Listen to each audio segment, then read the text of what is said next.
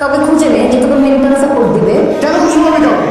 আমার কাছে তুই আরেকজন না যায় আরেকজনকে খুঁজতে যাবো, তোর জন্য এই প্রবলেম করছে, ওই আমাকে হেল্প করবি, আবার সাপোর্ট করবি, এখন এই ধরনের কাজ করতেছিস তুই। একটা মেয়ে যদি চায় না, একটা ছেলেকে অনেক উপরে খেতে পারে, আবার ওই মেয়ে যদি চায় না ছেলে একদম তলায় দেয়, আবার তলায় দিস না প্লিজ। আগে শুনে দিচ্ছি না, এখন কিভাবে কথা বলতে হয় সেটাও জানিস না। আমার হাতে এই রিলেশনশিপ থেকে ব্রেক নেওয়া দরকার। যা যে বিহেভিয়ার শিখে আয়, তারপরে আয়, বুঝছিস? আমাদের ব্রেক নেওয়া উচিত না, আমাদের ব্রেকআপ করে ফেলা উচিত। তোর আমার এই সম্পর্ক ব্রেকআপ।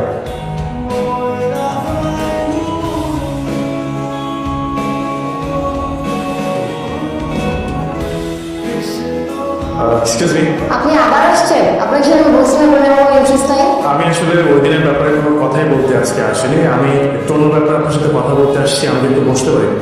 আসলে সব ধরনের সম্পর্ক তো ব্রেকআপ হয়ে যায়, কিন্তু ব্রেকআপ মানে শুধুমাত্র ফ্রেন্ডশিপটা। আমি চাই আপনার সাথে বন্ধুত্বটা আমার থাকে। ও, যাতে ফিউচারে যে আপনার লাইফটা ইজি হয়ে যায়। না না, বিষয়টা একদমই তা না।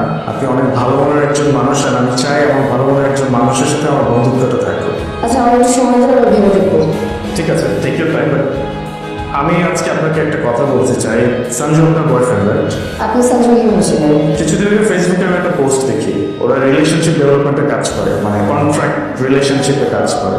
আমি হয়তো আরো কিছু কথা বলে আপনার বিষয়টা ক্লিয়ার হয়ে যাবে।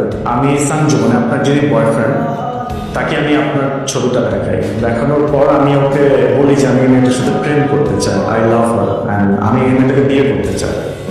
আমি জানি সঞ্জু আপনার বয়ফ্রেন্ড, আর সঞ্জু আমাকে কোনোভাবে এটা ডিনাই করে না, ও বিষয়টাকে আরো অ্যাকসেপ্ট করে নেয়। ও বলে যে টাকার বিনিময়ে আমি আসলে এই ধরনের কাজ করে থাকি, সো আমি টাকার জন্য এটা করবো। আমি ওকে বলেছি যেহেতু পিঙ্কি আপনার গার্লফ্রেন্ড, আপনি চাইলে অন্য অপশনে যেতে পারেন, আমার কোনো প্রবলেম নেই, আমি তো আপনাকে টাকা দিচ্ছি। বাট ও নিজে থেকে আমাকে বলে যে ওর মতো কোনো মেয়ের সাথে ব্রেকআপ করে ফেলে আমার কোনো যায় আসে না। আমি বিং অনেস্ট উইথ ইউ। ও আসলে আমার থেকে খুব বড় একটা অ্যামাউন্ট চার্জ করে। সো আমি যেহেতু আপনাকে পছন্দ করতাম বা ভালোবাসতাম, সো সেই জায়গা থেকে ও যখন বলেছে he can do it, so আমি আর আসলে বিষয়টাকে অন্যদিকে নিয়ে নিয়ে আমি এটাকে অ্যাকসেপ্ট করে দিই। এক্সকিউজ মি, আপনি সেগুলো কি বলছিলেন? না, আমি আসলে সেদিনের ব্যাপারে কথা বলতে চাচ্ছি না, আমি ওটার জন্য সরি ফিল করি। না না না, বলেন না, কি কি জন্য বললেন সেদিন? আমি বলেছিলাম আমি আপনাকে পছন্দ করি। না, তারপরে কি বললেন? আমি বলেছিলাম আমি আপনাকে বিয়ে করতে চাই। আপনি পরশু দিন আপনার ফ্যামিলি আমার পাশে আসেন।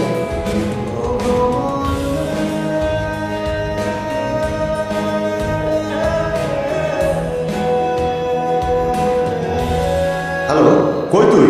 এক জায়গায় দাওয়াত খেতে আসছিলাম, হঠাৎ করে একটু অসুস্থ হয়ে পড়ছে, তাতে যাই কিছু মতো। ও আমার কি হয়েছে? তুমি দিকে তো আসছো না।